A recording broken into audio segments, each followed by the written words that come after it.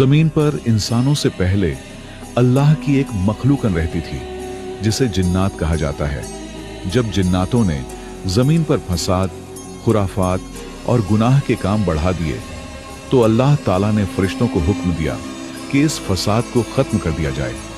अल्लाह के हुक्म से फरिश्तों ने जमीन पर मौजूद तमाम जिन्नातों को खत्म कर दिया, लेकिन उन्हीं में से एक जिन्न का बच्चा जमीन पर बच गया।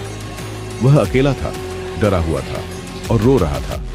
उस बच्चे का नाम एजाजिल था।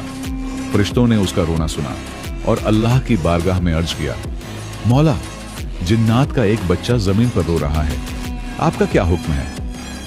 अल्लाह ताला ने फरिश्तों से फरमाया, इसे उठा लाओ और इसे तुम लोग तालीम दो। फरिश्ते एजाजिल को उठाकर अर्श पर ले आए और उसे इल्म व तालीम देना शुरू किया। जल्द ही इल्म के मैदान में एजाजिल फरिश्तों से भी आगे निकल गया। यह देखकर फरिश्ते फिर अल्लाह की बारगाह में हाजिर हुए और अर्ज किया, मौला, यह तो हम लोगों से भी ज्यादा इल्म वाला हो गया है। यह सुनकर अल्लाह ताला ने फरिश्तों से फरमाया, अगर ऐसी बात है तो तुम इससे तालीम हासिल करो।